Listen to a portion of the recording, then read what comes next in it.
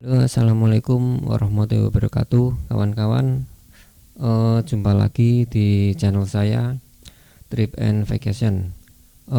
Di video kali ini saya akan sharing-sharing sedikit ini soal touring yang kemarin itu di Kalimantan. Di video kali ini saya akan sharing persiapan touring, kemudian suka duka ya, solo riding, kemudian kendala selama perjalanan, sama tips touring mungkin dari saya pribadi sih. Untuk yang pertama itu persiapan ya. Untuk persiapan ini yang pertama adalah persiapan badan gitu. Jadi usahakan sebelum kita touring itu badan kita harus fit atau sehat. Dalam artian ini tidak dalam kondisi sakit ya. Kemudian dan yang paling penting adalah izin. Izin ini bisa izin ke orang tua atau mungkin bagi kawan-kawan di sini yang sudah berkeluarga ya, izin ke anak istri lah, biar kita di jalan juga tenang gitu. Itu untuk persiapan dari diri kita ya. Kemudian yang kedua ini persiapan untuk random gitu, random touring. Jadi kita harus merinci gitu. Untuk random itu kita mau touring berapa hari, kemudian rencana touring itu kita mau mampir ke tempat mana aja gitu yang mau kita tuju dalam waktu kita touring nanti, sama estimasi waktu ya, dan juga jarak tempuh waktu kita mau melakukan touring nantinya gitu. Kalau saya kemarin touring ke Kalimantan itu yang tidak kalah penting itu kita harus juga cek jadwal kapal gitu. Seperti dari Semarang Pontianak itu jadwalnya hari apa. Kemudian untuk nanti pulang ke Pulau Jawanya itu, kalau saya kemarin itu dari Banjarmasin ke Surabaya, jadwalnya itu hari apa aja sih gitu. Itu juga perlu dicek gitu. Kemudian persiapan yang selanjutnya itu persiapan motor kita gitu. Kalau persiapan untuk motor ini, saya dari rumah untuk motor itu saya ganti oli. Jadi mulai berangkat dari Semarang itu oli mesin dalam kondisi baru. Kemudian saya juga mengganti busi dengan busi yang baru. Kemudian saya servis juga. Kemudian saya termasuk cek rantai ya. Kemudian saya juga mengisi dengan cairan anti bocor untuk ban, karena ini ban saya kan tubeless, jadi tinggal saya isi dengan cairan anti bocor. Dan juga jangan lupa cek tekanan angin. Kemudian untuk masih di seputar persiapan motor, alat-alat atau kit apa saja sih yang perlu dibawa selama kita perjalanan touring. Kalau kemarin itu saya membawa kayak toolkit standar ya, kayak kunci busi, kemudian kunci 10 12 14 17 sama obeng plus tang. Kemudian untuk perlengkapan motor untuk tambahnya itu saya membawa kabel gas cadangan kawan-kawan, sama kabel kopling cadangan. Terus busi cadangan saya juga membawa 2, itu kondisi baru semua juga. Kemudian bohlam lampu depan sama belakang. Terus sekring. Nah ini untuk berapa ampere sekring disesuaikan aja dengan motor kawan-kawan. Saya juga membawa pentil ban sama kit untuk penambal ban tubeless. Ini buat jaga-jaga, kan kita nggak tahu dan kendala nanti di jalan itu, katakanlah itu hari apes lah, itu kan nggak ada di tanggalan juga. Kemudian untuk perlengkapan pribadi ya, kemarin saya membawa tas 35 liter, itu tas depek. Isinya itu baju plus celana ganti. Nah, baju plus celana ganti kemarin saya membawa seingat saya itu 4-5 style. Kemudian jas hujan yang saya bawa ini jas hujan setelan baju celana ya, karena motor saya kan Honda Versa gitu. Jadi kalau yang jas hujannya pakai model yang kelelawar agak kesusahan nantinya. Kemudian saya juga membawa jas hujan cadangan, itu jas hujan plastik yang sekali pakai, lumayan lah buat jaga-jaga juga kan. Kemudian sarung tangan saya membawa 2. Kemudian kaos kaki saya membawa 2 cadangannya. Kemudian jaket saya membawa 2, jaket waterproof atau anti air, kemudian jaket tebal atau insulit, kemudian masker sama buku bacaan. Nah, ini buku bacaan ini untuk kegiatan aja selama nyebrang Semarang Pontianak kan, durasinya di kapal 40 jam, itu ya isinya cuma tidur, makan, baca gitu. Kemudian alat mandi, kemudian ada persiapan lain-lain seperti surat kendaraan, jangan lupa seperti STNK ya. Pastikan pajak motor kalian itu diusahakan masih hidup gitu, atau belum jatuh tempo gitu.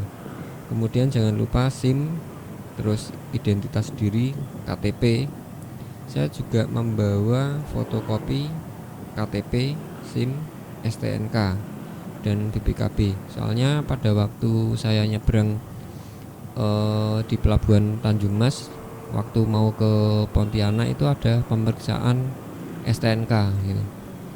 Sama waktu saya mau nyebrang dari Banjarmasin ke Surabaya, itu juga ada pemeriksaan STNK di pelabuhan. Terus yang terakhir itu persiapan budget atau dana. Nah ini penting juga, kan nggak mungkin juga kita touring nggak ada dananya gitu. Untuk hitungan atau besaran budget itu, kalau saya pribadi saya sesuaikan berapa hari kita touring gitu kan. Itu sudah tak jelaskan di awal tadi, ini hubungannya sama randon gitu. Kalau randon tadi itu seminggu sebelumnya itu sudah saya randon gitu. Jadi ketika kita sampai di misal Kalimantan, itu hari ini mau apa, kemudian mau mampir kemana, jam berapa, itu sudah saya randon. Jadi ketika kita sudah di tempat atau di hari touring itu kita sudah nggak bingung lagi hari ini mau apa, kemudian hari besok itu tujuannya kemana, itu udah saya bikin randonya. Kemudian budget lainnya itu seperti untuk makan, menginap itu berapa kali, kemudian bahan bakar atau bensin, nanti kita habisnya dalam waktu berapa hari touring itu habis berapa liter, itu bisa dikira-kira kawan-kawan. Kayak kemarin itu misal Pontianak ke Entikong misalnya sekian ratus liter, itu tinggal disesuaikan dengan sekian ratus kilometer, itu disesuaikan dengan konsumsi BBM motor kawan-kawan. Dan juga budget untuk kebiasaan kita setiap hari ya. Misalnya kawan-kawan di sini mungkin ada yang suka ngemil, terus merokok atau enggak, itu juga berpengaruh di budget juga, itu harus dihitung juga. Kemudian budget atau uang cadangan, misal kita di jalan ada kendala kan kita nggak tahu juga, misal budget untuk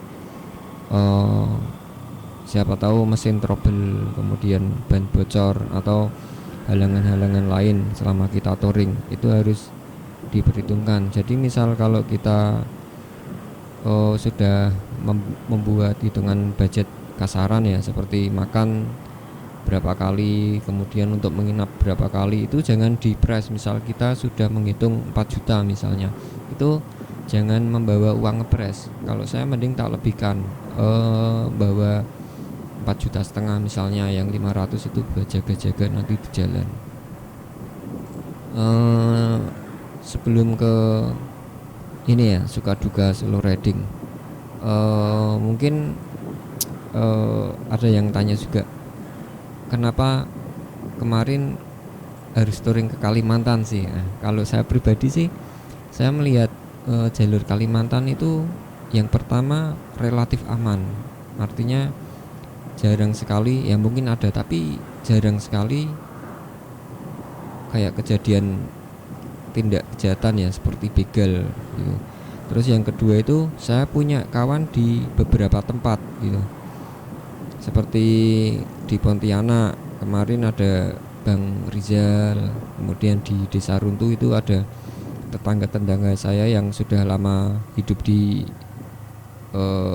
Desa Runtuh. Kemudian ada Bang Rizky di Palangkaraya, kemudian ada rekan-rekan PAC di Banjarbaru. Setidaknya kalau ada apa-apa kita bisa minta tolong lah ibaratnya.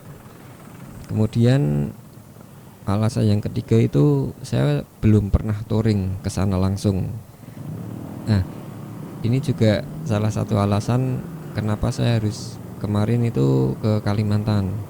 Itu hubungannya ya penasaran kalau saya gitu. Seperti apa sih jalurnya atau jalan di sana? Katanya Kalimantan jalurnya, wah, hutannya ada beberapa daerah yang hutannya panjang, kemudian sensasinya seperti apa. Itu alasan saya touring ke Kalimantan kemarin. Kemudian suka duka solo riding. Sebetulnya ini bukan solo riding pertama. Kalau dari tahun-tahun kemarin itu memang saya sudah mulai srek ya, solo touring ibaratnya, atau solo riding. Dari saya pertama muter-muter beberapa jalur ke tembus Bieng, itu saya juga solo riding. Kemudian ke Bromo itu juga saya juga solo riding juga dari Semarang. Untuk sukanya dulu gitu. Kalau sukanya solo riding itu, saya merasa yang pertama itu merasa lebih enjoy aja itu. Terus saya juga lebih enak mau tidur di mana, kemudian mau mampir kemana, kemudian mau makan apa nanti di jalan. Itu kan kita kalau solo riding bebas gitu kan. Kemudian ini dukanya ya. Kalau dukanya sih, di jalan nggak ada teman buat ngobrol kalau menurut saya gitu. Kemudian dukanya itu, kita harus mensugesti diri kita sendiri harus siap ya resiko kalau ada apa-apa di jalan, seperti motor mogok atau mesin trouble, kemudian kehabisan bensin, atau resiko lain seperti kekerasan di jalan, misalnya begal gitu ya. Kemudian ban bocor, nah, misal kita bocornya di posisi daerah sepi atau mungkin malam hari ya. Tapi alhamdulillah selama ini aman-aman saja sih, tidak ada kendala yang cukup berarti selama saya solo riding. Nah, kemudian kendala selama perjalanan ke Kalimantan kemarin ya. Kendalanya kalau Semarang Pontianak itu saya alhamdulillah nggak ada kendala apa-apa. Cuma pas hari berikutnya itu, waktu saya perjalanan Pontianak menuju Entikong itu di Ambawang ya, karena itu saya berangkat ba'da subuh.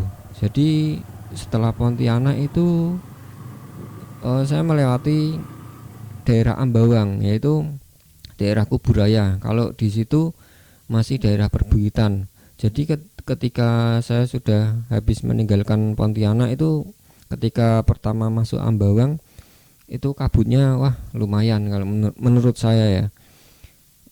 Walaupun ada beberapa permukiman kemudian sawit di situ, tapi lumayan juga itu kabutnya. Sampai hampir ke Simpang Ampar itu ya lumayan lah kabutnya. Kemudian kendala ya, atau ini pengalaman aja. Ternyata agak was-was itu waktu saya masuk di sehabis saya lupa itu daerah Ketapang. Pokoknya dari Ketapang sampai gerbang batas Kalbar dan juga masuk ke Lamando itu ternyata hutannya sangat, menurut saya wow sekali gitu ya. Saya belum pernah seumur hidup melewati jalanan yang penuh hutan seperti itu gitu. Kemudian kendala saya yang selanjutnya itu sebetulnya saya ke Kalimantan kemarin masih buta jalan gitu. Artinya ini wajar ya, soalnya saya juga baru pertama kali touring sendiri ke Kalimantan gitu ya. Itu juga menurut saya ini kendala juga, buta jalan gitu. Tapi sebetulnya ini bisa diantisipasi. Contohnya kita cari-cari info ya sebelum berangkat touring itu, seperti karakter rute yang akan dilewati itu seperti apa, kemudian jarak SPBU ke SPBU lainnya itu berapa kilo, kemudian daerah mana aja yang masih banyak hutannya, kemudian daerah mana yang sudah lumayan banyak permukimannya. Itu juga kita cari-cari info di jauh-jauh hari sebelum berangkat. Kemudian jarak kota satu dengan kota lainnya itu kan juga kendala juga, ini lumayan jauh soalnya kalau Kalimantan itu, kalau menurut opini saya pribadi ya. Kemudian kendala yang lain itu kendala cuaca ya, seperti di Ambawang tadi. Kemudian sehabis Lamando itu saya juga sempat kehujanan dan saya neduh ya. Sehabis hutan Lamando itu saya neduh dulu itu sekitar ya seperempat jam lah gitu. Hujannya deras tapi nggak lama, tapi memang deras sekali. Dan juga sempat kemalaman waktu dari Sampit ke Palangkaraya gitu. Itu soalnya saya sewaktu di Desa Runtuh itu saya mau berangkat arah ke Palangka, ternyata chest strap saya itu patah. Jadi mau nggak mau di daerah Simpang Runtuh atau di daerah Pangkalan Lada itu saya harus cari lem besi untuk memperbaiki chest strap saya. Kemudian di daerah Pembuang Hulu itu saya mampir di warung sambil memperbaiki chest strap, itu hampir 1 jam. Jadi saya sampai Sampit itu udah siang agak sore gitu. Terlalu santai kalau hari waktu saya dari Desa Runtuh ke Palangka. Dan sampai akhirnya itu saya di Palangkaraya sampai jam 11 malam. Itu perjalanan yang cukup melelahkan.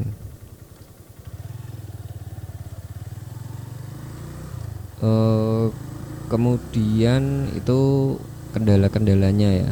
Kemudian ini yang terakhir gitu, tips touring ke Kalimantan. Ini versi saya ya. Yang pertama itu kawan-kawan harus kenali hukum adat setempat gitu.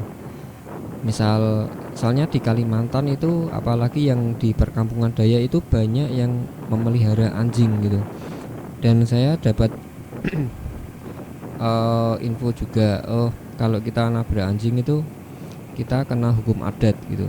Cuma hukum adatnya kan yang saya tahu itu kita harus memberi makan orang di kampung itu kalau misal kita menabrak hewan peliharaan, entah itu anjing atau babi atau ayam dan lainnya. Kemudian yang kedua adalah bila budget kawan-kawan itu kurang, itu sebaiknya disesuaikan aja dengan rute sama durasi harinya gitu. Jadi jangan apalagi ini touring jauh ya, jangan ya, nekat itu perlu tapi jangan terlalu nekat gitu. Makanya kemarin banyak yang ada yang komen kenapa nggak dilanjut ke Kaltara. Ya memang budget saya cuma cukup dari Pontianak ke Banjarbaru gitu. Jadi disesuaikan aja dengan kondisi keuangan atau kondisi dompet kita gitu. Jangan terlalu dipaksakan. Nah, mungkin kalau Kalsel atau Kaltara lah mungkin bisa dilanjut di lain hari lah, insya Allah. Kemudian tips yang ketiga itu sesuaikan tingkat kemampuan riding kawan-kawan di sini ya. Artinya ini hubungannya sama durasi. Misal kawan-kawan di sini betah motoran misal 12 jam non-stop ya, disesuaikan aja. Saya 12 jam itu perkiraan bisa menempuh jarak sekian ya, jadi gitu. Durasinya itu jangan terlalu dipaksakan ya. Makanya kalau yang riding kemarin memang saya style agak slow gitu durasinya. Misal mentok 12 jam dan tubuh memang sudah capek atau ngantuk, itu usahakan jangan dipaksakan, cari tempat menginap gitu dan bisa dilanjutkan di hari berikutnya. Itu tips saya nomor 3. Kemudian yang keempat itu buat schedule atau rundown ya, jadwal pada waktu kita touring nantinya. Ini penting sekali kawan-kawan. Eman-eman kalau saya, tanpa rundown kita touring jauh, dan ketika touring kita di sana mau ngapa-ngapain kemana gitu, menurut saya sayang sekali. Soalnya belum tentu, kalau saya pribadi touring Kalimantan itu bisa setahun sekali gitu kan ya. Mungkin itu aja di video saya kali ini ya, dari persiapan touring, kemudian alasan saya harus touring ke Kalimantan, kemudian suka duka solo riding, kemudian ini sharing tips touring dari saya ya. Mungkin itu aja kawan-kawan video kali ini. Sampai jumpa di video berikutnya. Terima kasih yang sudah menonton dan sudah subscribe. Oke, assalamualaikum warahmatullahi wabarakatuh.